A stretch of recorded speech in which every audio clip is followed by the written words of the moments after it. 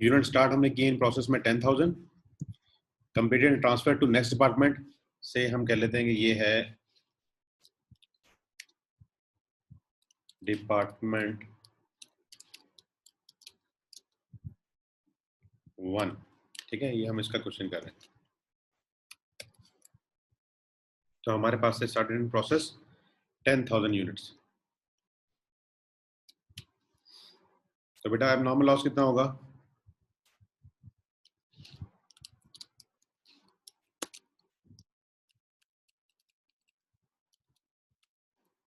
ये 500 ही होगा, क्योंकि हमने इनकी फिजिकल क्वांटिटी को पूरा करना होता है। हमें इनकी फिजिकल क्वांटिटी को पूरा करना होता है। ठीक है, बात समझे आप? तो ये अब नॉर्मल लॉस आ गया। और अगर एबनॉर्मल गेन की सूरत हाल होगी तो फिर क्या होगा?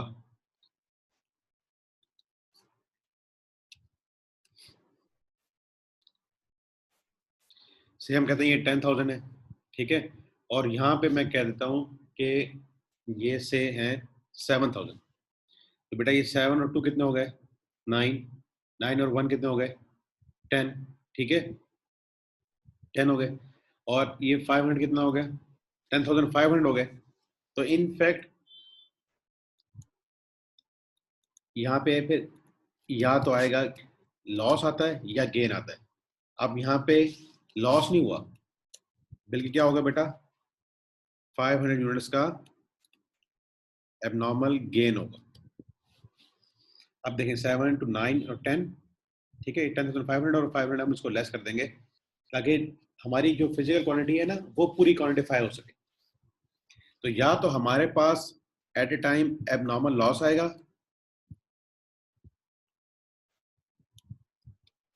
ठीक है बेटा, या तो हमारे पास एक वक्त में एबनॉर्मल लॉस आ सकता है या एबनॉर्मल गेन आएगा। तो एबनॉर्मल लॉस आता है तो हमें जमा करना पड़ता है, क्योंकि हमें यूनिट्स को पूरा करना पड़ता है। और अगर एबनॉर्मल गेन आएगा तो हमें उसको लेस करना पड़ता है, क्योंकि हमें अपनी क्वांटिटी को पूरा करना है। ठीक है, हम इसको यूं भी कर सकते हैं कि यहाँ पे जाके यूनिट स्टार्टेड होते और एबनॉर्मल गेन यहाँ लिख दें।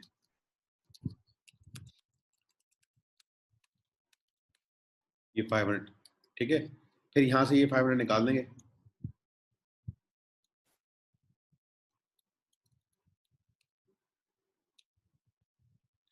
और ये देखें, ये यहाँ पे भी आ जाएगा 10,500, क्योंकि ये भी टोटल अब कितने हो चुके थे?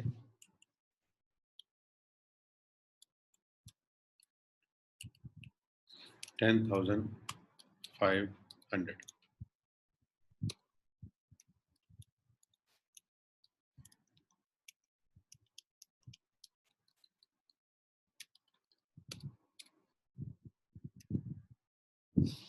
तो इस तरीके से हमने या तो एबनॉर्मल लॉस आएगा हमारे पास या एबनॉर्मल गेन। तो ये तरतीब आपने ध्यान में रखनी है कि जितने हमारे स्टार्ट हुए थे उसमें से कितने कंप्लीट होकर नेक्स्ट डिपार्टमेंट में चले गए, कुछ कंप्लीट हुए होंगे अभी हमारे पास इन हैंड होंगे, कुछ क्लोजिंग वर्क इन प्रोसेस में है, कुछ नॉर्मल लॉस है, और अगर कम यूनिट्स आ रहे हैं तो हम एबनॉर्मल लॉस से उसको फिल इन करते हैं। और इसके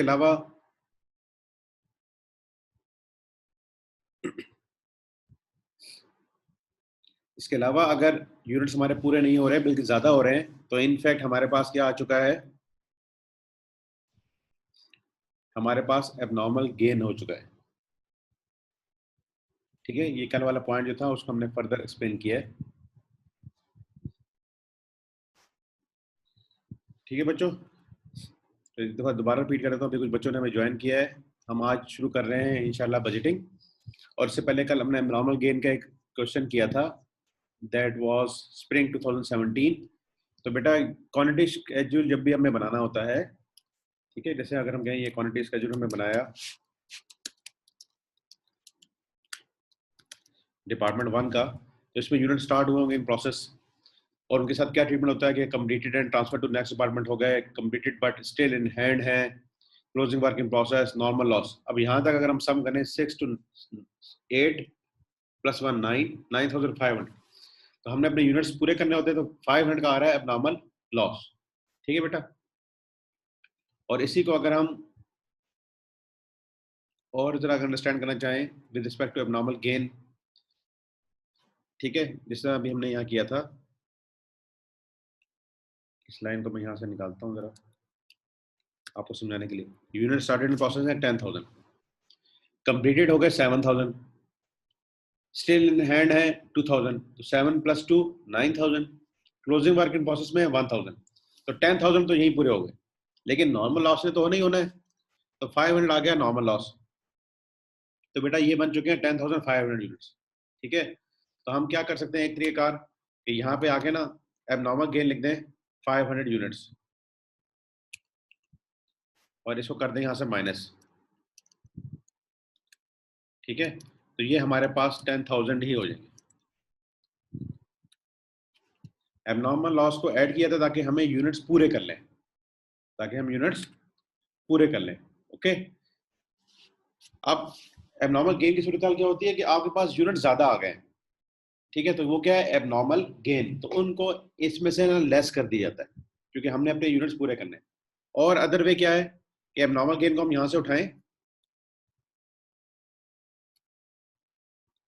और यूनिट स्टार्टेड इन प्रोसेस में जाके ना यहाँ ऐड कर दें। ये 10,000 थे, ये 500 और आ गए, तो ये हो गया 10,500। और यहाँ पे भी हम ना फिर ये लाइन जो है ना डिलीट कर देंगे और हम यहाँ पे देखेंगे ये हमारे यूनिट्स पूरे हो गए हैं 10,500। ये पॉइंट्स आपको समझ आ गया बच्चों?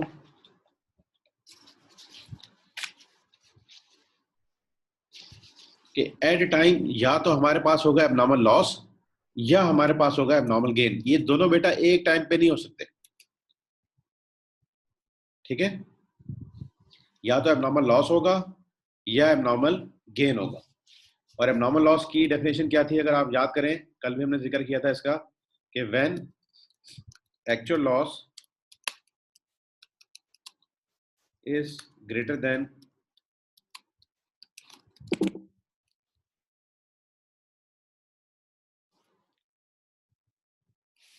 when actual loss is greater than normal loss, ये इसकी डेफिनेशन थी, ठीक है बेटा।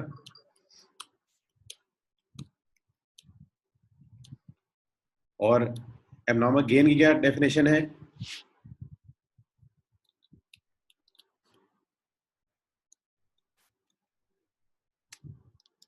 when actual loss is less than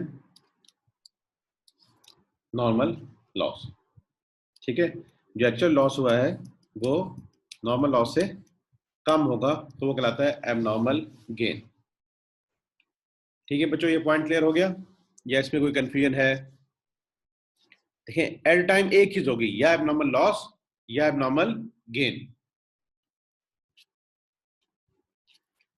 जब भी अगर हम देखें कल वाला क्वेश्चन,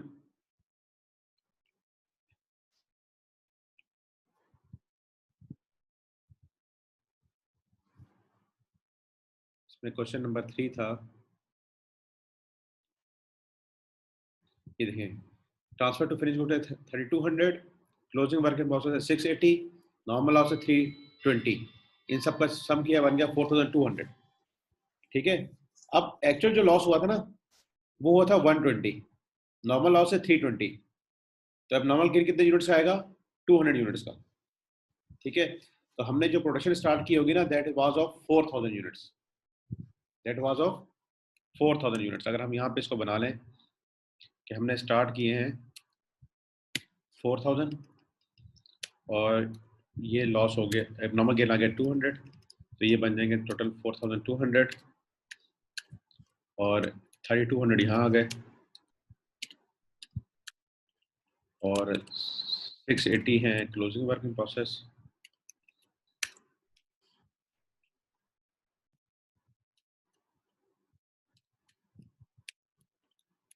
और नॉर्मल लॉस है 320, ठीक है।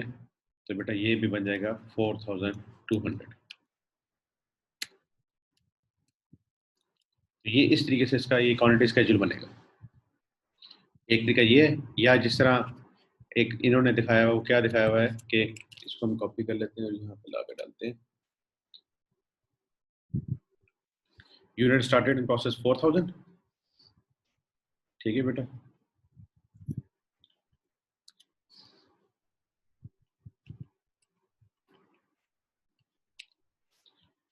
और नॉर्मल लॉस हुआ है 320 का, यहाँ पे डाल देते हैं नॉर्मल गेन।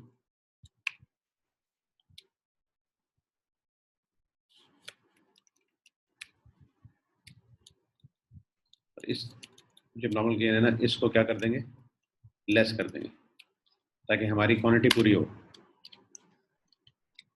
तो बेटा ये तरीकेकार है, ये दो तरीके हैं। एक तरीका ये शो करने का,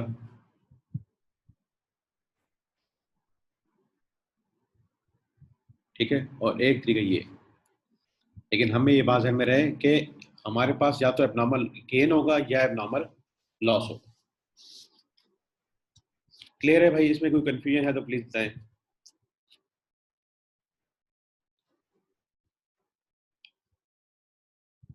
आवाज आ रही है आपको?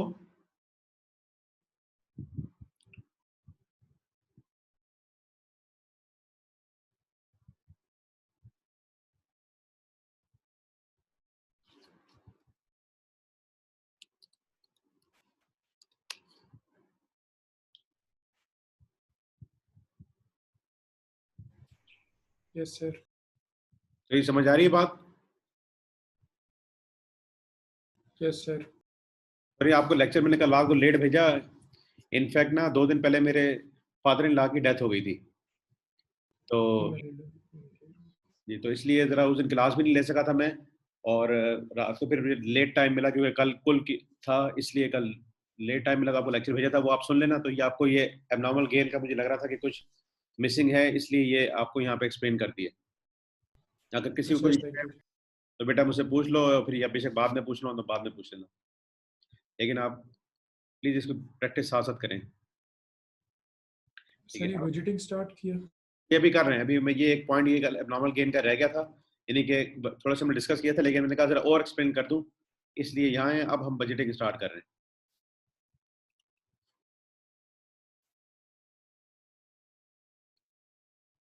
ठीक है बेटा,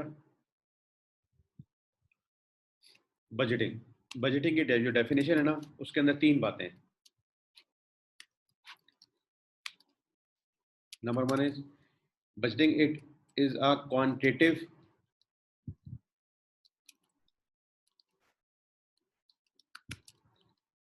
प्लान। बजटिंग की डेफिनेशन में आएगा, 3 बातें होती हैं सिर्फ। The first one, it is a quantitative plan, यानी कि इसमें हम बात करेंगे नंबर ऑफ यूनिट्स मैन्युफैक्चर्ड, ठीक है, सेल एक्सेट्रा। ठीक है, इसमें नंबर की बात होती है, नंबर क्वांटिटेटिव है, क्वांटिटी, कि हमने कितनी गाड़ियां सेल करनी है, हमने कितनी गाड़ियां बनानी है, हमने अपनी ये प्रोडक्ट ए कितनी बनानी है, ये प्रोडक्ट बी कितनी बनानी है, and so on. Second is, फिर हमने इसको कन्वर्ट करना होता है एक्सप्रेस्ड इन फाइनेंशियल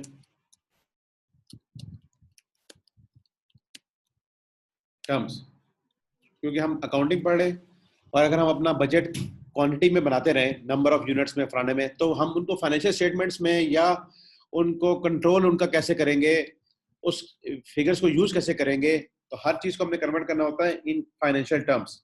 और जो भी उस मुल्क की करेंसी होती है, जैसे PKR है या USD है, ये GB पाउंड है, तो हमें इसमें कन्वर्ट करना होता है।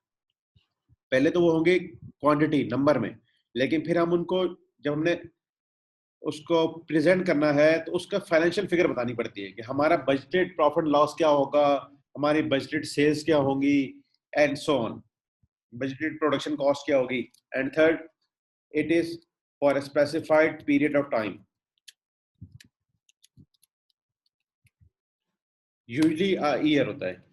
ठीक है, लेकिन अगर आप से एक एग्जीबिशन लगा रहे हैं, डे डे इवेंट है, जैसे डॉन की कोई एक्सपो हो रही है, या आप ACCA का कोई सेमिनार करा रहे हैं, आई कैप का कुछ सेमिनार करा रहे हैं और 1 दिन का है या 3 घंटे का है या पोस्ट बजट सेमिनार करा रहे हैं, तो आपने उसकी बजटिंग करनी है। तो usually it is a year, but it may be a quarter, it may be a month, it may be a year, it may be a 5 year भी हो सकता है। अगर आप कोई डैम बना रहे हैं तो इट मे बी 50 ईयर्स का भी हो सकता है, ठीक है। लॉन्ग टर्म प्लानिंग कर रहे हैं 5 to 20 ईयर्स, तो वो भी हो सकता है। जिस तरह गवर्नमेंट्स करती हैं, लॉन्ग टर्म प्लान बनाती हैं, शॉर्ट टर्म प्लान बनाती हैं, ये 1 दिन का भी हो सकता है। जैसे अगर आप इतवार बाजार में कोई स्टॉल लगा रहे हैं, तो आपने उसका भी पूरे डे का भी एक्टिविटी आप बजट कर सकते हैं कि मैं कितना स्टॉक लेके जाऊंगा और मैं उसका स्टॉल का रेंट कितना पे करूंगा एंड सो ऑन। वहाँ पे इलेक्ट्रिसिटी, यूटिलिटी, वाटर वगैरह के चार्जेस क्या होंगे एंड सो ऑन। तो बेटा ये जो पीरियड भी एक स्पेसिफाइड होना चाहिए, यूजली ईयर, क्योंकि अकाउंटिंग पीरियड जो होता है वो साल का ही होता है, तो वही चल रहा होता है। तो बजटिंग की जो डेफिनेशन के अंदर ना ये 3 बातें आती है। It is a quantitative plan expressed in financial term and that is for specified period of time।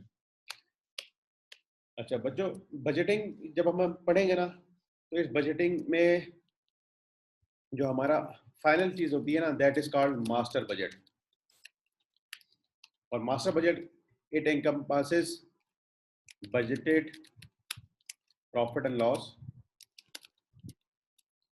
budgeted balance sheet, okay, budgeted cash flow।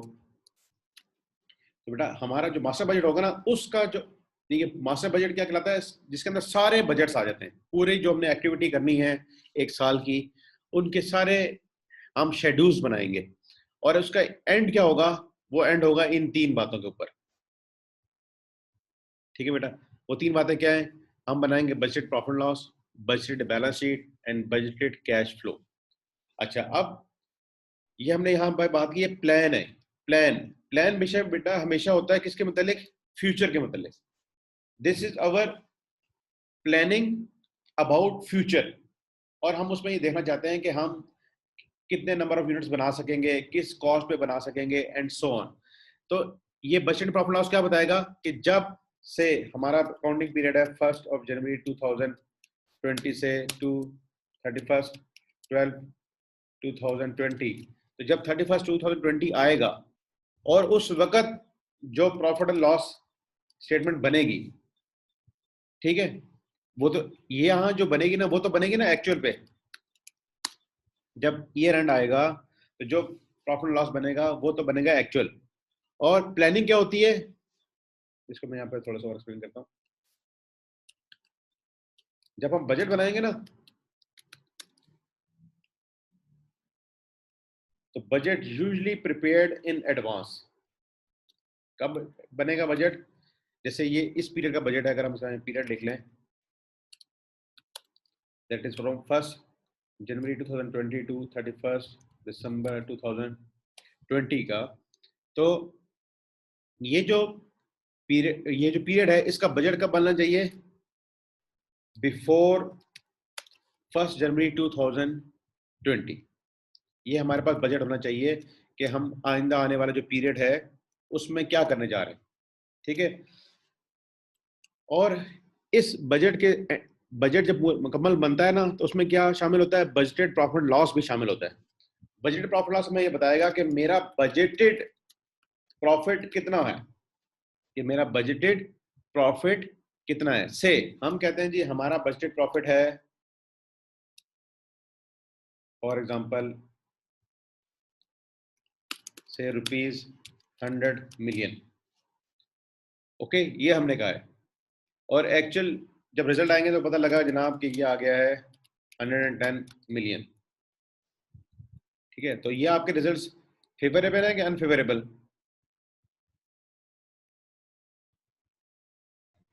Favourable. Favourable, ठीक है।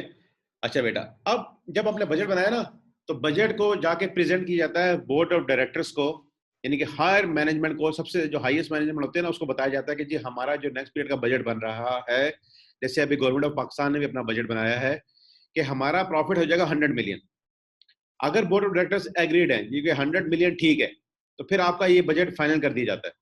लेकिन आपको लगे अगर बजटेड स्टेटमेंट बना के नहीं 100 कम सही नहीं बना, आप इसको ना 120 करो, आपको अपनी फिर सेल्स बढ़ानी पड़ेंगी, कहीं कॉस्टों को कम करना पड़ेगा। अभी हम सारा पूरा जब बजट बनाएंगे तो आपको समझ आएगी कि बजट प्रॉफिट कैसे आ रहा है।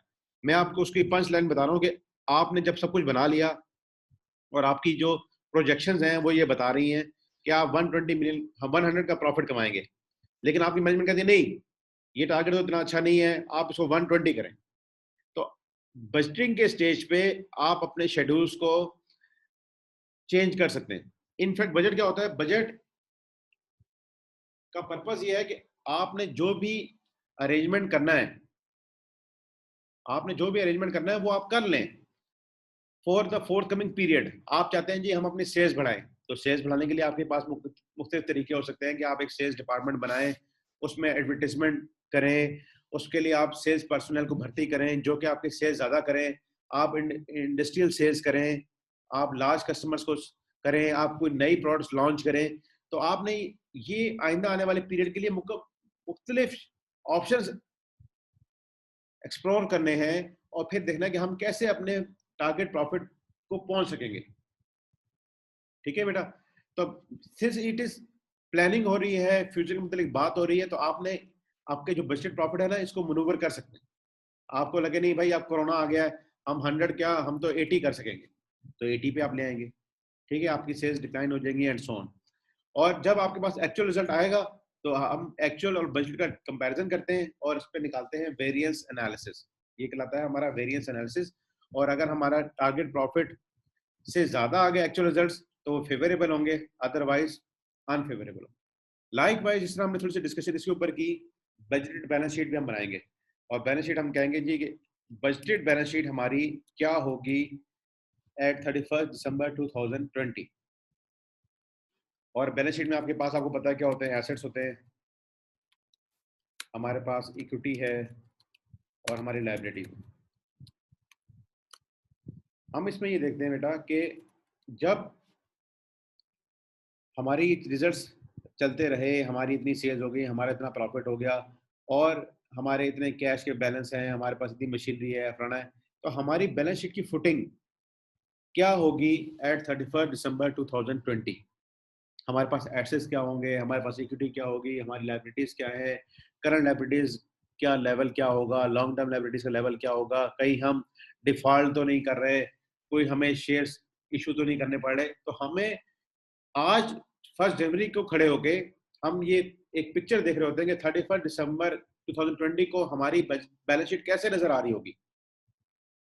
Although it is all projection और गैप के इल्म हमारे पास नहीं है, लेकिन हमने ये देखना होता है कि अगर मैंने इतने सेल्स कर दी तो इतना मुझे प्रॉफिट आ जाएगा, अभी मेरा इक्विटी इस लेवल पे खड़ी है तो प्रॉफिट ऐड ऑन होके ये बन जाएगा, या मैंने डिविडेंड देना है एंड सो ऑन।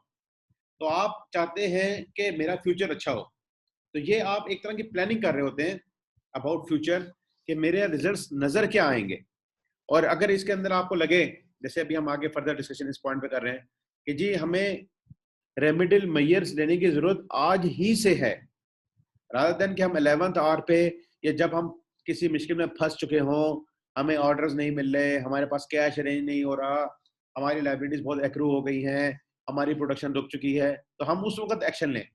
हमें ये सारा काम करने का मकसद क्या होता है कि हम remedial measure in a proactive manner ले लें, हम प्रोएक्टिव हों ना कि हम रिएक्टिव हों।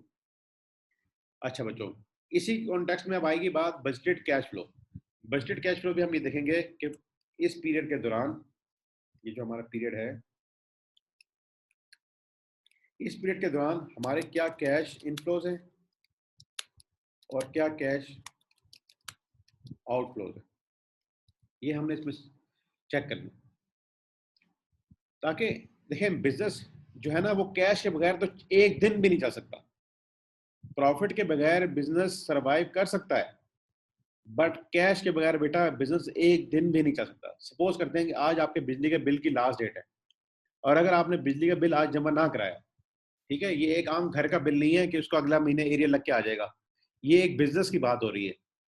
ठीक है, आप एक बड़ी कंपनी चला रहे हैं या छोटी भी कंपनी चला रहे हो तो आपने उस पर कमर्शियल मीटर लगाया होता है, तो कमर्शियल मीटर वालों को वो रिलैक्सेशन नहीं देते या चलो अगर दे दी तो 1 महीने की रिलैक्सेशन दे दी और आज दूसरे महीने का बिल जमा कराने की लास्ट डेट है, अगर आपने आज बिल जमा ना कराया तो क्या होगा, वो आपके कनेक्शन काट देंगे।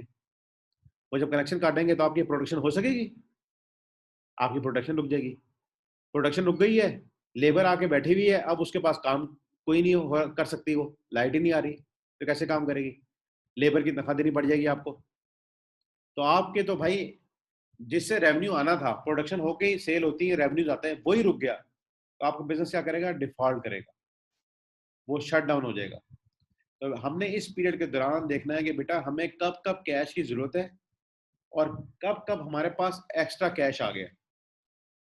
अगर जब जरूरत होगी, हमें पता लगा जनाब कि जिस तरह ये वाला पीरियड है कि हमें से इन मार्च कैश का कंस्ट्रेंट आ रहा है, तो हम क्या कर सकते हैं, हमने जब अपनी प्रोजेक्शन बनाई है, हम इसमें अभी जाके देखेंगे, हम मंथ वाइज प्रोजेक्शन बनाएंगे, ठीक है, कि हमें इस महीने कितना कैश आ रहा है, इस महीने कितना कैश जा रहा है। अच्छे आपको 1 जनवरी को ही पता लग गया कि आपके पास मार्च में कैश का कंस्ट्रेंट आएगा, तो आप बेटा क्या करोगे, आप 1 जनवरी से ही एक्सप्लोर करना शुरू कर दोगे कि मैं क्या मेजर्स लूं कि मेरे पास कैश का मसला मार्च में हल हो जाए। इसके लिए जस्ट टिप्स दे रहा हूँ। एक मसला ये कि हम बैंक से लोन ले लें, ठीक है। दूसरा तरीका क्या है कि हम अपने जो रिसीवर्स होते थे हमारे, जैसे हम क्रेडिट सेल्स वगैरह करते हैं, तो उनसे हम जल्दी रिकवरी कर लें, ये एक तरीका हो सकता है।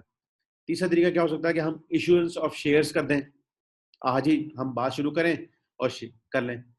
ये बेटा सब इसलिए जरूरी है कि अगर आपने मार्च में जाके ये सारे काम करना शुरू किए, तो मार्च में तो कैश का कंस्ट्रेंट है, आप उस वक्त बैंक से लोन लेने जाओगे ना, तो बैंक या कोई भी बंदा होता है ना, सगा भाई भी जब किसी भाई को पैसे देता है ना, तो क्या देखता है, देखता है कि भाई इस दूसरे भाई की रीपेमेंट कैपेसिटी है कि नहीं, कि ये तो नहीं कि मैं इसको पैसे दे दूंगा और मेरे पैसे डूब जाएंगे। तो वो तो बैंक है भाई, बैंक ने तो पैसे देने ही होते हैं, लैंडिंग करना है उसका काम है बेसिक, लेकिन वो पहले ये देखता है कि आपकी क्रेडिट वर्दीनेस क्या है, आपके पास एसेट्स क्या हैं, आप क्या एसेट्स मुझे सिक्योर करा रहे हैं, आपके कैश फ्लोस क्या चल रहे हैं। जब आप मार्च में उसके पास गए और आपकी पोजीशन पहले ही बिल्कुल वीक है, तो वो आपको तो लोन देने से पहले इनकार करेगा। अगर वो लोन देने में तैयार हो भी गया, तो उसके इंटरेस्ट रेट बहुत ज्यादा लेगा, उसके चार्जेस आपसे ज्यादा कर देगा। इसलिए रात दिन के हम मार्च का वेट करें, हमें पता लग रहा है कि मार्च में हमारे पास पेमेंट ज्यादा आ रही हैं, रिसीट्स कम हैं, तो हम जनवरी में ही ऐसी प्लानिंग शुरू कर देंगे, बैंकों से निगोशिएट करना शुरू कर देंगे कि भाई हमें ये पैसे की जरूरत है। तो उस वक्त आपके ऊपर अभी भी जनवरी और फरवरी का महीना अवेलेबल है, आप 2 महीने दो बैंकों से निगोशिएट कर सकते हैं। लेकिन अगर मार्च आ गया और आपने कोई बजटिंग की एक्सरसाइज नहीं की हुई थी और आपके पास कैश कंसेंट आ गया, तो आपको 11th आवर में बैंक तो कर्जा देगा नहीं, अगर दे भी देगा तो उसका इंटरेस्ट रेट ज्यादा रखेगा। तो हमें कैश फ्लो जब स्टेटमेंट्स बनाएंगे तो उसके अंदर कैश इनफ्लोज को देखेंगे और कैश आउटफ्लोज को देखेंगे। तो अभी तक बेटा जो सारी बात हुई है वो ये है कि इट इज अ प्लान होता है फ्यूचर के मुतालिक, और हम उसमें देखते हैं कि हम इसके अंदर मुख्तलिफ बजट्स की फॉर्मेट्स हैं। जैसे अगर हम आपको एक गो थ्रू करा दें, कैश बजट को भी हम पढ़ते हैं। इससे पहले मैं सर जैसे आपको एक व्यू करा दूं कि हमारे पास कौन कौन से बजट्स होते हैं।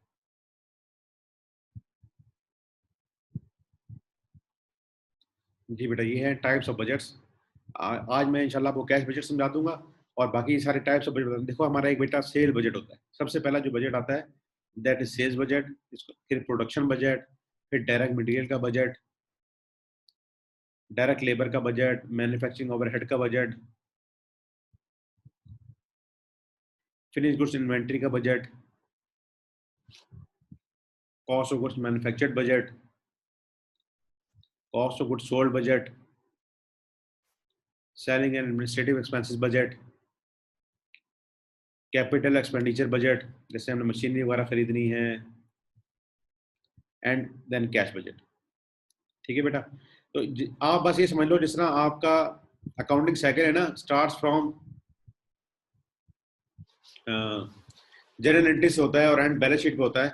तो आपने बैलेंस शीट की जो जितने भी आइटम्स हैं या प्रॉफिट लॉस के जितने भी आइटम्स हैं या नोट्स होते हैं, सेल्स का एक नोट बनाते हैं फाइनेंशियल स्टेटमेंट्स में, आप कॉस्ट ऑफ सेल्स के नोट्स बनाते हैं। तो जो फाइनेंशियल स्टेटमेंट्स आप बनाते हैं वो बनाते हैं ऑन एक्चुअल बेसिस पे। बस आप इस समझ लो अब हम एक्चुअल हमारे पास अवेलेबल नहीं है, हमने प्रोजेक्टेड वही सारी स्टेटमेंट्स बनानी है जो हम फाइनेंशियल स्टेटमेंट्स में बना रहे हैं। क्या profit loss, balance sheet, cash flows, statement of changes in equity, वो बनाते थे एक्चुअल बेसिस पे। अब हमने वही सारी चीज बनानी है प्रोजेक्टेड बेसिस पे। ओके बेटा। अच्छा जी, अब हम आते हैं बजट कैश फ्लो को कैश बजट भी कहा जाता है।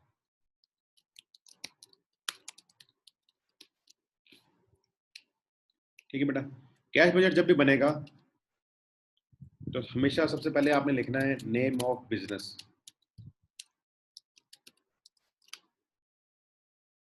फिर जो बजट हम बना रहे होते हैं उसका नाम आ गया, और फिर किस पीरियड का बना रहे हैं, फॉर ईयर एंडिंग दिसंबर 31 2020। तो बेटा ये आपने जो तीन चीजें ना, ये हर बजट में या भी कोई भी आप स्टेटमेंट बना रहे होते हैं, जब भी आपने कोई रिपोर्ट बनानी है उसमें तो ये बातें लास्ट में आती हैं। What the name of business, जो चीज आप बना रहे हैं प्रेजेंट कर रहे हैं उसका नाम आ गया, कैश बजट लिखते हैं या बजटेड कैश फ्लो स्टेटमेंट, और for year ending December 31 2020। Okay, तो ये तीन बातें तो आपने हर एक चीज में लिखनी है। इसके बाद बेटा हम जब स्टार्ट लेंगे तो हम यहाँ लिखेंगे रिसीट्स। ठीक है, पहले सबसे पहले हम लिख रहे हैं कि हमारे पास रिसीट्स कहाँ कहाँ से आएंगी। ठीक है, आपके पास ख्याल में आपके पास कैश रिसीट कहाँ कहाँ से आती है, from cash sales, from collection, from receivers. ठीक है बेटा, इसके बाद कोई आपने इंटरेस्ट रिसीव किया, कमीशन रिसीव किया, अदर इनकम आपकी आना शुरू हो गई है। ठीक है, इश्यूएंस ऑफ शेयर्स, ठीक है, इश्यूएंस ऑफ बॉन्ड्स,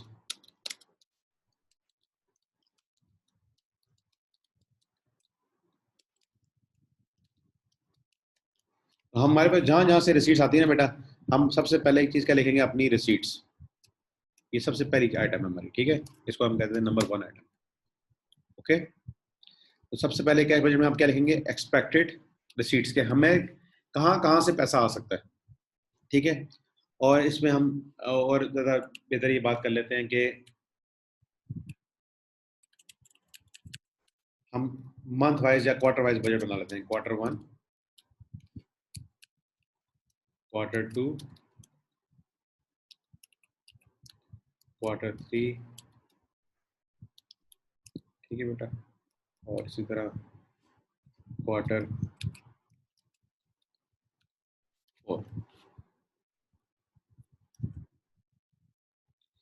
तो हमें पता लगेगा क्वार्टर 1 में कैश सेल्स कितनी हो रही हैं, कितना पैसा रिसीवर से आ रहा है, एंड सो ऑन। तो first thing is the receipts, और आपको इस बारे में बताया जाएगा कि कितने परसेंट हमारी कैश सेल्स होती हैं, और बताया जाएगा कितने परसेंट क्रेडिट सेल्स होती हैं, कितने परसेंट उसमें से रिकवरी उसी मंथ में हो जाती है, कितनी परसेंट रिकवरी नेक्स्ट मंथ में होती है, एंड सो ऑन, कितने परसेंट बैड डेट्स हो जाते हैं। ठीक है, हमें इंटरेस्ट रिसीव होगा या बैंक प्रॉफिट रिसीव होगा,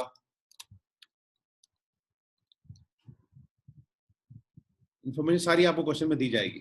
ठीक है, या अगर आप रियल लाइफ में जब जाएंगे तो आप जाके इसकी पास कैश फ्लो स्टेटमेंट देख सकते हैं कि इनके पास रिसीट्स आती कहाँ से हैं। तो आपने जब फर्दर फ्यूचर की प्रोजेक्शन करनी है तो आप उन्हीं लाइंस पे आप उसकी प्रोजेक्शन कर सकते हैं। ठीक है बेटा, सेकंड चीज के बाद आएगी, दैट इज सॉरी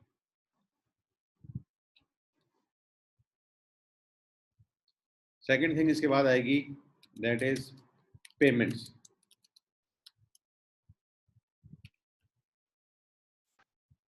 पहली चीज होगी रिसीट और दूसरी चीज हो जाएगी हमारी पेमेंट। ठीक है बेटा, अब इसमें आप जाके लिखेंगे हमारी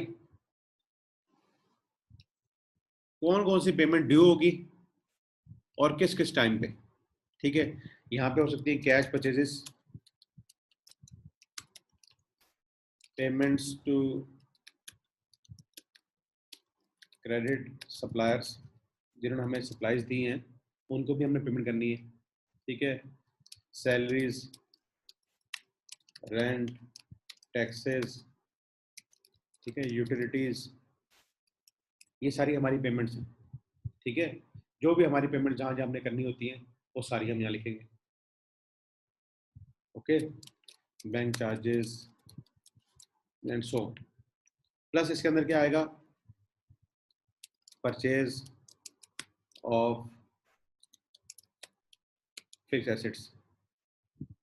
जब आप फिक्स एसेट परचेज करेंगे तो आपको क्या करनी पड़ेगी बेटा, पेमेंट करनी पड़ेगी। तो इसका मतलब कि अगर हमने कोई एसेट बेचा है तो सेल ऑफ फिक्स एसेट्स यहाँ पे भी आ जाएगा, तो उससे हमें क्या रिसीट्स होगी।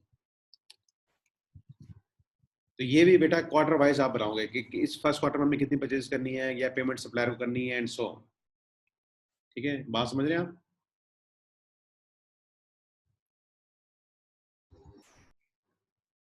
तो ये हमारे पास इस तरह दो सेक्शंस कंप्लीट हो जाएंगे, one is of receipts and other is of payments. जब ये दोनों हमारे पास कंप्लीट हो जाते हैं बेटा, तो हमारे पास तीसरी चीज आती है, दैट इज सरप्लस और डेफिसिट। से अगर हमारी रिसीट्स हैं 100 की और पेमेंट्स हैं 80 की, तो बेटा सरप्लस कितना आएगा, 20 का, ठीक है। हम कहते हैं रिसीट्स हैं हमारी कितने की, से कहते हैं फर्स्ट क्वार्टर में हमारी रिसीट्स हैं 100 की, ठीक है। पेमेंट्स हैं हमारी 80 की, ठीक है। तो सरप्लस कितना हो जाएगा बेटा, 20, ओके।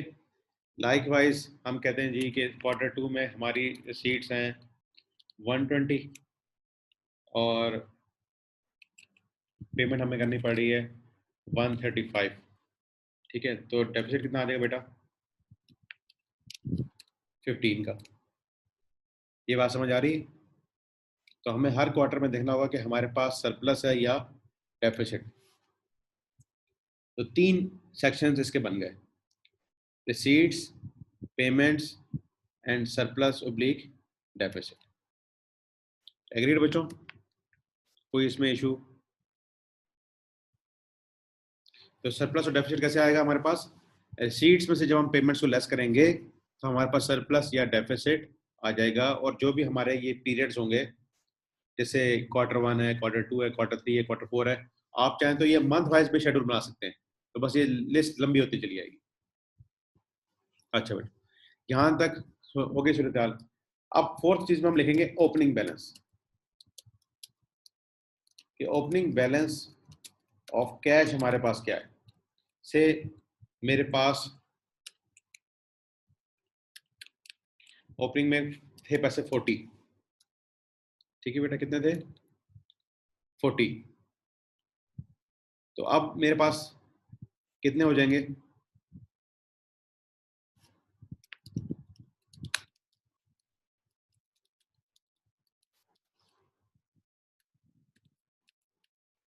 60, ठीक है। बात समझ आई आपको? कि सरप्लस और डेफिसिट के अंदर हम जमा कर देंगे ओपनिंग बैलेंस, तो हमारे पास आ जाएगा क्लोजिंग बैलेंस। तो बेटा ये 5 लाइनें हमने समझ ली, रिसीट्स, पेमेंट, सरप्लस, उसके अंदर हमने ओपनिंग बैलेंस को ऐड कर दिया तो हमारे पास आ गया क्लोजिंग बैलेंस। यहां तक बात क्लियर है? ठीक है। अब ये जो क्लोजिंग है फर्स्ट क्वार्टर का, बेटा ये अगले पीरियड में क्या बन जाएगा, ओपनिंग, ठीक है। तो ये 60 यहां पे आ जाएगा, क्लियर।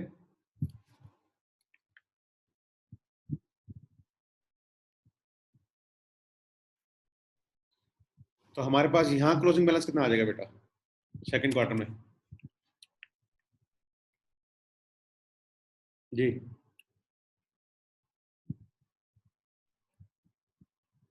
बताएं कोई।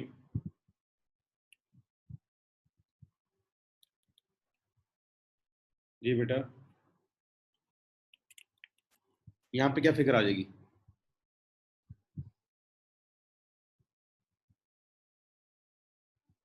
That is 45। हमारे पास सरप्लस था डेफिसिट था 15 का, ओपनिंग हमारे पास 60 पड़े हुए थे, तो इस क्वार्टर का क्लोजिंग बन जाएगा 45। एग्रीड? ठीक है बेटा, तो ये इस तरीके से ये फॉलो करता है। यहां तक कोई चीज पूछनी है तो प्लीज बताएं। सर ये फॉर्मेट आप कैश फ्लो का बना रहे हैं ना? कैश बजट का। Okay sir. अच्छा, अब बेटा इसके अंदर एक लाइन आइटम और मैं ऐड करूंगा, ठीक है? यानी कि यूजली इसके अंदर ना 6 और 7 लाइन आइटम्स आएंगे। अभी हमने 5 को समझ लिया, ये जनरल फॉर्मेट हमारे पास क्लियर हो गया। अब बेटा समटाइम इस तरह हो सकता है कि आप चाहते हो कि हमारे पास ना क्लोजिंग बैलेंस हर वक्त 100 का रहे। अब हमारी प्रोजेक्शन है ना, हमने कहा यार 60 रुपये बहुत कम है, कभी पैसे की जरूरत पड़ जाती है, तो हमारे पास 100 के होने चाहिए। तो बेटा हम यहाँ पे आके ना एक लाइन आइटम और ऐड करेंगे, दैट इज बोरिंग। ठीक है, कि हम बोरो करेंगे। वो क्यों बोरो करेंगे? अभी देखो हमारे पास क्लोजिंग बैलेंस कितना आ रहा है, 60, और मैं चाहता हूं कि मेरा क्लोजिंग बैलेंस कितना हो, 100। तो मुझे कितना बोरो करना पड़ेगा, 40। सरप्लस 20 का था, ओपनिंग बैलेंस पास पड़ा हुआ है 40 का।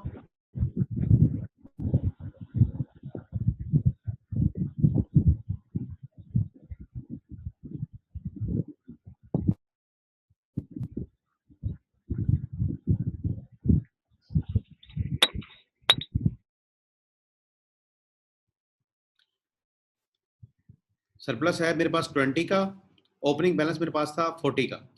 तो बेटा मेरे पास पैसे कितने हो चुके थे, 60, लेकिन मैं चाहता हूं कि मेरे पास क्लोजिंग बैलेंस कितना पड़ा हो, 100 का। तो मुझे बोरो कितना करना पड़ेगा, 40। मुझे बोरो करना पड़ेगा 40। ठीक है, अब ये क्लोजिंग बैलेंस कितना हो गया, 100, जो कि मेरा डिजायर्ड था। अब यही 100 अगली दफा जाके बन जाएगा ओपनिंग। ओके, तो बेटा अगर हम मैं यहाँ देखूं तो 100 मेरा ओपनिंग हो गया, 15 का डेफिसिट है, तो मेरे पास कितने बैलेंस बच गया, 85। अब मुझे यहाँ पे कितने की बोरिंग करनी पड़ेगी, 15 की, ताकि फिर दोबारा मेरा यहाँ पे बैलेंस हो जाए 100। ओके, बात समझ आई बेटा? और सम टाइम क्या होगा कि हमारे पास पैसा 100 रुपीज से ज्यादा हो गया। ठीक है, जैसे से यहाँ थर्ड केस बना लेते हैं, हमें रिसीट हुई 180 की और हमने पेमेंट्स की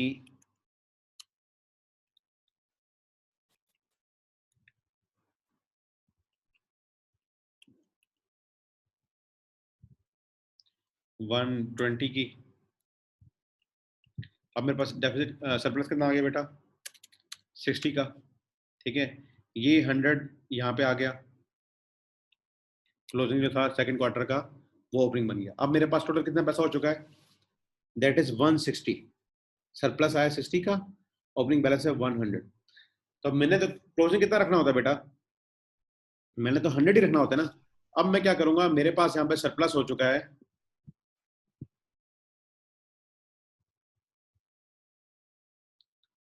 मेरे पास सरप्लस हो चुका है कितने का, 60 का। तो ये जो मैंने लोन लिया हुआ था ना बोरो, इसको मैं क्या कर दूंगा, रिटर्न 40 प्लस 15 लिया हुआ था ना, 55 में रिटर्न कर दूंगा। तो अब मेरे पास क्लोजिंग बैलेंस कितना आ जाएगा, 105। हम कह रहे हैं हमारा क्लोजिंग बैलेंस कम से कम 100 होना चाहिए, उससे ज्यादा बेशक हो जाए। तो ये हमारे पास क्लोजिंग बैलेंस आ गया 105। ओके, ये बोरिंग ली है या बोरिंग को हमने रिफंड कर दिए, बोरिंग ली या रिटर्न कर दी, बोरिंग को रिटर्न कर दी। ठीक है बेटा, बात समझ आई यहां तक? इसके अलावा जैसे हमने कहा कि एक हम इसके अंदर 7 लाइन आइटम्स डाल सकते हैं, तो एक आइटम और हो सकता है इन्वेस्टमेंट, दैट इज इन्वेस्टमेंट। अब बेटा देखो हमने कहा क्या कहा हुआ है कि जी क्लोजिंग बैलेंस हमारा कितना होना चाहिए, 100। तो ये हमारे पास 105 बना था, तो हम क्या कर सकते हैं, यहाँ पे आके ये 5 को ना इन्वेस्ट कर दें, 5 को क्या कर दें, इन्वेस्ट कर दें, तो हमारा क्लोजिंग बैलेंस कितना रह जाएगा, 100। तो let's summarise it. Cash budget बनाते वक्त आप ये देखते हैं कि आपकी एक्सपेक्टेड रिसीट्स क्या हैं, ये सारा काम है एक्सपेक्टेड, ठीक है बेटा, क्या है, एक्सपेक्टेड रिसीट्स क्या है। इसी तरह आपकी एक्सपेक्टेड पेमेंट्स क्या है, ठीक है, ऑन अकाउंट ऑफ जो भी आपके एक्सपेंसेस के हेड हैं, ठीक है, एसेट्स को एक्वायर करने के हेड हैं, ठीक है, या आपने कुछ शेयर्स को डिविडेंड देना है, यहाँ पे डिविडेंड भी आ सकता है, dividend on share, issuance of shares, ठीक है। तो बेटा जब आप रिसीट्स माइनस पेमेंट्स करोगे ना तो आपके पास आएगा सरप्लस, ठीक है। सरप्लस आपके पास कब आएगा, that is from deducting payments from receipts, जब आप करेंगे तो आपके पास सरप्लस या डेफिसिट आएगा। उसके बाद आपने क्या करना है, आपने ओपनिंग बैलेंस ऑफ कैश लिखना है, ठीक है बेटा, क्या लिखना है आपने, ओपनिंग बैलेंस ऑफ कैश। जब आप इसमें अंदर ऐड करेंगे, ठीक है, तो आपके पास क्या आ जाएगा, क्लोजिंग बैलेंस ऑफ कैश। जब सरप्लस में आप ओपनिंग ऐड करेंगे तो आपके पास क्या आ जाता है, क्लोजिंग, ठीक है। ये हमने पहले सिंपल फॉर्म समझी, लेकिन हम कहते हैं कि क्लोजिंग बैलेंस हमारा ना, देखो अभी कितना बना, 20 + 40 60 बनता है। हम कहते हैं नहीं हमारे पास 100 होना चाहिए, तो हमें क्या करना पड़ेगा, 40 की करनी पड़ेगी borrowing. It may be from bank, it may be from some other business और सम अदर फाइनेंशियल इंस्टीट्यूशन, और हम ये भी कर सकते हैं कि हम इशुएंस ऑफ शेयर्स करते हैं, ठीक है, एंड सो ऑन। तो हमारे पास क्लोजिंग बैलेंस आ गया 100। लाइक बाई इस तरह हमने कहा कि जी रिसीट्स हुई हैं 120 की, पेमेंट्स कर दी हैं 135 की, तो डेफिसिट आ गया है 15 का। ओपनिंग बैलेंस हमारे पास 100 का था, ठीक है, और हम चाहते हैं क्लोजिंग भी 100 का हो, तो हमें 15 की फर्दर बोरिंग करनी पड़ेगी। तो यहाँ पे बेटा देखो हमें पता लग रहा है कि कब कब हमें बोरिंग करनी पड़ेगी और कब हमारे पास सरप्लस आएगा। तो आपको ये पहले से पता लग रहा है कि जिस तरह के अरेंजमेंट अभी चल रहे हैं, जो हमारी प्लानिंग की स्कीम है, उसके मुताबिक कब कब हमें बोरो करना पड़ सकता है और कब कब हमारे पास एक्स्ट्रा कैश आएगा। तो this is the simplest format जो कि आप यूज करेंगे और अपना कैश बजट बना लेंगे, ठीक है बेटा, ये याद हो गया, समझ आ गया। So let's have a look कि बुक हमें क्या कह रही है। Cash budget is a summary statement of the firms expected cash inflows and outflows over A projected time period. देखें टाइम पीरियड भी आ गया, इसके अंदर कैश इनफ्लोज आ गए, कैश आउटफ्लोज आ गए, और इसकी ये क्या है, सारी समरी है। It helps in determining the future cash needs of the firm and also assist in planning for financing of those needs, कि जब आपको कैश की नीड पड़ेगी, ठीक है, तो आपके पास क्या फाइनेंसिंग टूल अवेलेबल है।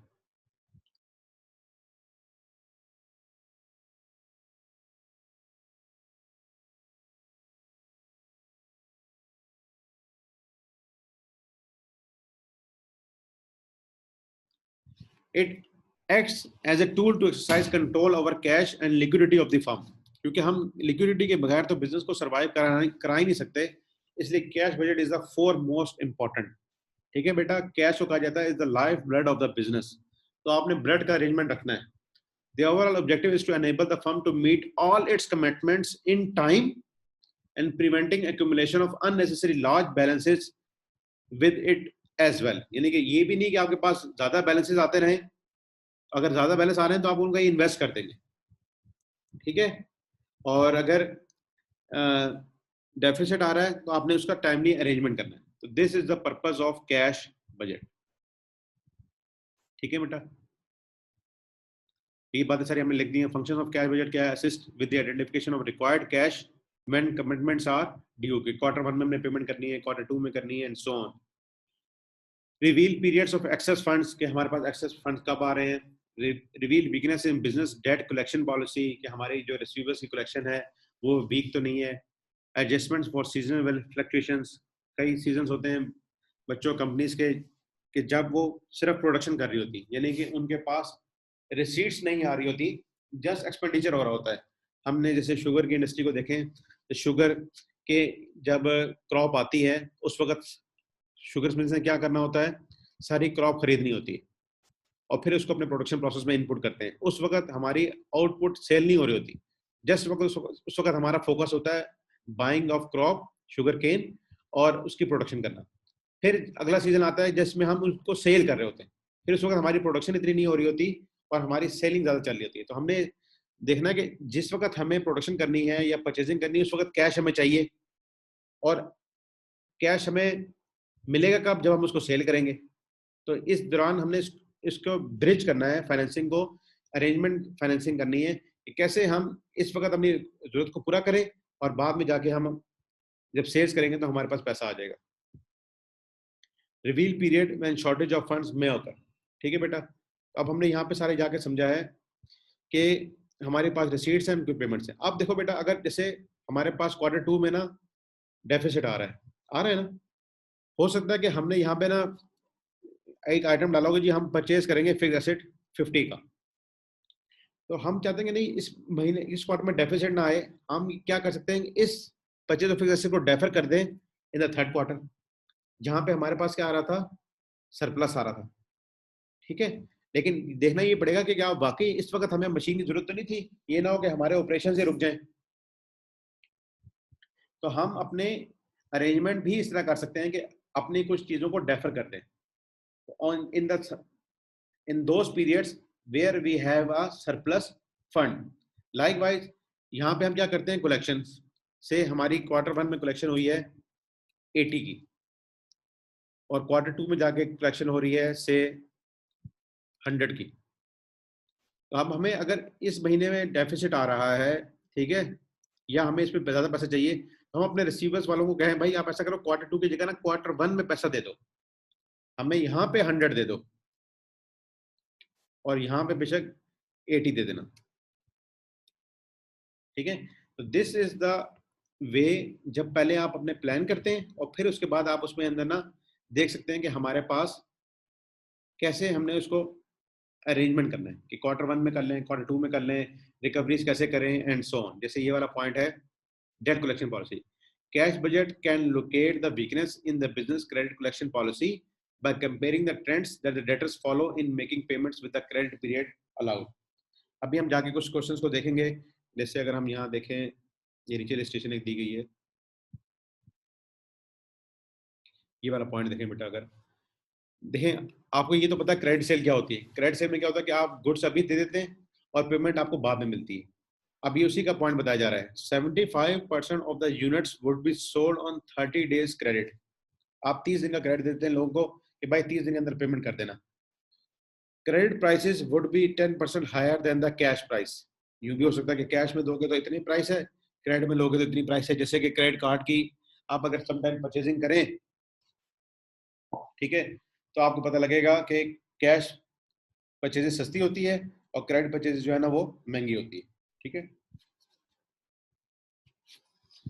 अच्छा बेटा, it is estimated that 70% of the customers will settle their accounts with in the credit term. Credit term हमको कितने दिन की दी है, 30 डेज की। सारे कस्टमर अब 30 डेज में नहीं दे रहे, क्योंकि जब उन्होंने माल खरीदना होता है तो उस वक्त तो कमिटमेंट कर देते हैं जी हम इतने दिन में पैसा दे देंगे, इतने दिन में पैसा दे देंगे एंड सो ऑन। लेकिन जब बारी आती है ना तो क्या पता लग रहा है, it is estimated that 70% of the customers will settle their accounts within credit term, while rest of the customers would pay within 60 days। तो 30 डेज में दे रहे हैं सिर्फ 70% कस्टमर्स और 60 डेज में दे रहे हैं रिमेनिंग 30% कस्टमर्स, ठीक है। अच्छा बेटा, अब आप मुझे बताओ इनकी देखो सेल्स कितनी है, 51.6 मिलियन। ओके, जैसे अगर हम यहाँ पे देखें, during the year ended June 30th 2001, Abdul Habib Company Limited has planned to launch a new product which is expected to generate a profit of 9.3 million। ये इन्होंने expected profit निकाला है। सेल्स रेवेन्यू हो रही है 24,000, ठीक है बेटा, जिसकी ये वैल्यू बन रही है। अच्छा, फिर साथ में उसने बता दिया हमें क्या, कि 75% यूनिट्स क्या होते हैं, क्रेडिट पे सेल होते हैं और 30 डेज का क्रेडिट देते हैं और क्रेडिट प्राइस 10% हायर है, ठीक है। और 70% कस्टमर तो टाइम पे पे कर देते हैं, 60% बाद में पे करते हैं। फिर पता प्लस ये भी बताया कि bad debts have been estimated at 2% of credit sales. All cash and credit receipt are subject to withholding tax at the rate of 6%। चलो इस पॉइंट को भी हम छोड़ते हैं, ठीक है बेटा। आपकी कौन कितने पीरियड की ये ट्रांजेक्शन बताई जा रही है, ईयर की, पूरे साल की। और साल में कितने यूनिट्स हम सेल कर रहे हैं, 24,000 यूनिट्स। तो बेटा एक महीने में कितने यूनिट सेल करेंगे,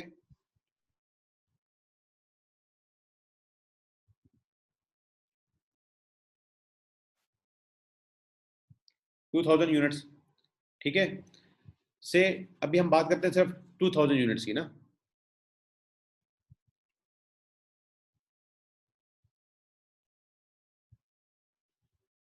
अगर हम यहाँ पे बजट बना लें, जनवरी, फरवरी, मार्च, इस तरह ये सारे पूरे साल का हमारे पास बजट बन जाएगा।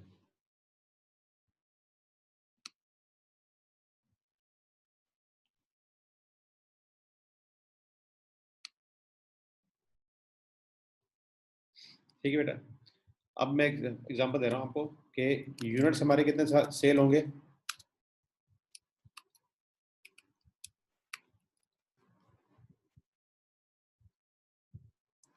हर महीने कितने सेल हैं, 2000।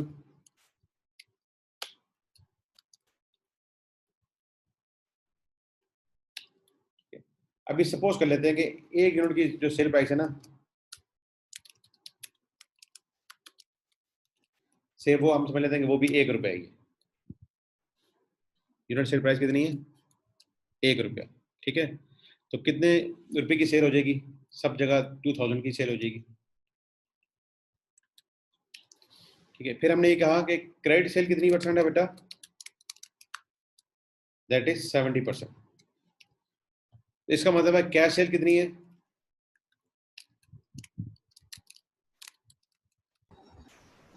30%।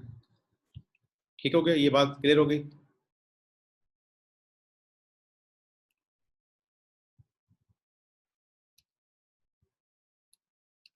अच्छा, तो अगर मैं ये हमने कहा ये यूनिट सेल प्राइस थी 1 रुपी, तो ये सारी आइटम जो है ना ये रुपीज में आ गए।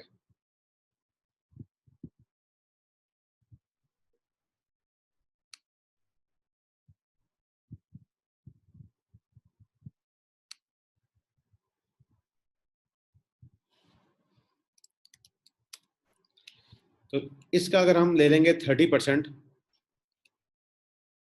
तो बेटा 600 तो हमें जनवरी में ही मिल जाएंगे। यहां तक सबको बात समझ आ रही है, ठीक है बेटा। अच्छा जी, कैश सेल हुई, कैश सेल का मतलब है कैश रिसीट्स। 70% क्या होती है, क्रेडिट सेल, ठीक है। अब मैं जनवरी की आपको बताता हूँ। जनवरी की क्रेडिट सेल कितनी बन जाएगी, 2000 इंटू 70%, 1400 हो गया, ठीक है। अब ये पैसे कब मिलेंगे बेटा आपको, बताएं।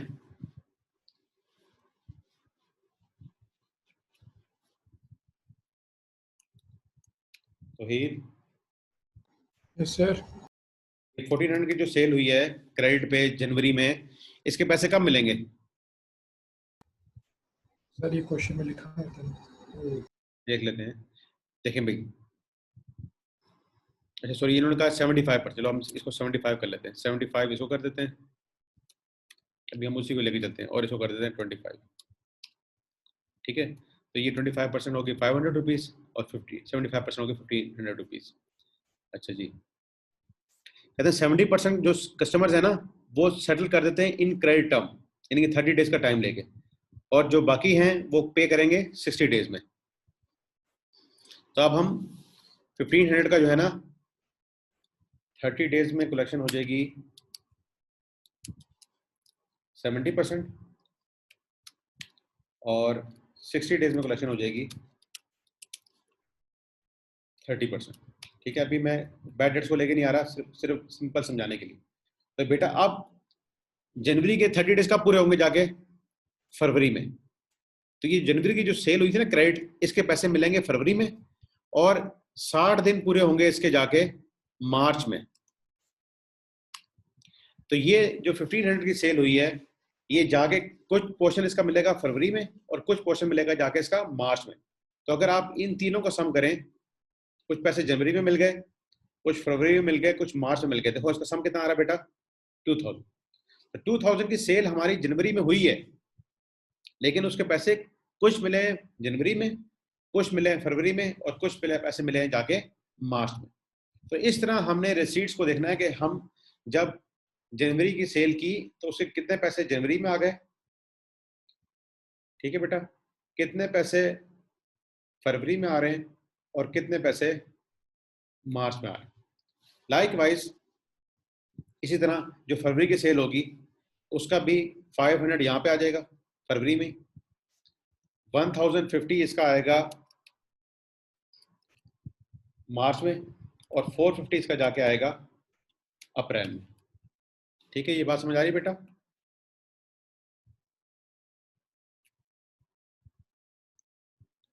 एंड सो ऑन, ये चलता रहेगा। तो अगर आप अब देखना चाहें कि जनवरी में मेरी रिसीट कितनी है, तो हम यहाँ पे सम का ही फॉर्मूला लगा लेंगे और हमें पता चल जाएगा कि जनवरी में कितनी है, फरवरी में कितनी है, मार्च में कितनी आ रही है, एंड सो ऑन। तो हमारे पास month wise collection from sales निकल आएगी, month wise collection from sales. देखें, जनवरी का पता लग गया, फरवरी का पता लग गया, मार्च का पता लग गया। इसी तरह फिर मार्च की अपनी सेल होगी तो 500 यहाँ आ गई, 1050 आ जाएगी अप्रैल में और 450 आ जाएगी मई में। ठीक है, अगेन ये देखें आप कि ये 2000 इसको हम डिफरेंट कलर दे देते हैं, तो ये हमारे पास तरीके का चलता रहेगा। ठीक है बेटा, तो बेसिक चीज जो है ना वो इस कैश बजट का फॉर्मेट है जो मैंने आपके साथ अभी शेयर किया है और मैं आपको ये व्हाट्सएप भी कर देता हूँ। तो उम्मीद है आपको आज ये बजटिंग की बात कुछ समझ आई होगी। इंशाल्लाह कल से इसकी आप कैश बजट की कुछ प्रैक्टिस करते हैं, फिर जो हमने सारे बजट्स को स्टडी किया था उनके ऊपर हम आ जाएंगे। एनी क्वेश्चन बेटा? सर जी सर ये ज़रा अभी जो आपने किया था वहाँ ज़रा शीट खोलेंगे सर। जी सर जी बेटा, सर इस जो मार्च की जो रिसीट्स हैं जी जी सर ये ज़रा टैली करेंगे किस तरह है? ये देखो बेटा, मार्च की जो अपनी सेल्स हुई है ना वो तो 2000 है। हमने कहा कैश सेल्स होती है 25%, तो हमने मार्च की सेल का 25% ले लिया। देखिए दिस सेल्स का हमने ले लिया है 25%, ये 500 आ गया। ठीक है, अच्छा अब जो सेल हुई थी जनवरी में उसका 25% तो जनवरी में कैश सेल के तौर पे मिल गया था, और जो उसकी क्रेडिट सेल हुई थी, क्रेडिट सेल इसकी कितनी बनेगी, 500 अगर कैश हो जाए तो 1500 हो जाएगी क्रेडिट सेल। यहां तक बात क्लियर है तौहीद? Yes sir. अब इस 1500 का भी 70% जो कस्टमर्स है ना वो 30 डेज जो क्रेडिट टर्म उनको दी हुई थी ना, ये 30 डेज है क्रेडिट टर्म, इसके अंदर पेमेंट कर देते हैं। तो जनवरी में जो हमने सेल किया तो उसके 30 डेज जाके पे होंगे, कंप्लीट होंगे फरवरी में। तो हमने क्या किया, 1500 का ले लिया है 70%, और बाकी जो 30% कस्टमर से जो क्रेडिट वाले थे, क्रेडिट वाले वो देंगे हमें पैसे 60 डेज में। तो हमने 1500 का ले लिया फिर 30%। तो अगर हम मार्च में देखें अपनी सेल के पैसे आए, प्लस जो जनवरी की सेल हुई थी उसका भी पैसे आए, प्लस जो फरवरी की सेल हो रही है उसकी जो क्रेडिट सेल थी उसके भी 70% अमाउंट मार्च में जाके मिलेगी। तो अब मार्च की अपनी कैश सेल्स, फरवरी की भी क्रेडिट सेल और जनवरी की भी क्रेडिट सेल के पैसे आ रहे हैं, और टोटल ये 2000 अमाउंट आ रही है इन मार्च। ये डिफरेंट कलर्स देके इसलिए आपको समझाया कि बेस क्या आ रही है और फिर ये कैसे कैश फ्लो चल रहा है। तो अप्रैल में कैश सेल आपने क्यों नहीं लिखी सर? लिखेंगे, मैं तो अभी आपको पहले बस सिर्फ मंथ 3 महीने को लेकर आया था ना, अभी इसी तरह सेम पैटर्न चलता रहेगा। ओके सर ठीक आपको 3 है। महीने समझाएं। ठीक है बेटा, आज के लिए इतना ही, इंशाल्लाह कल मुलाकात होगी। अस्सलाम वालेकुम व रहमतुल्लाहि व बरकातुहू।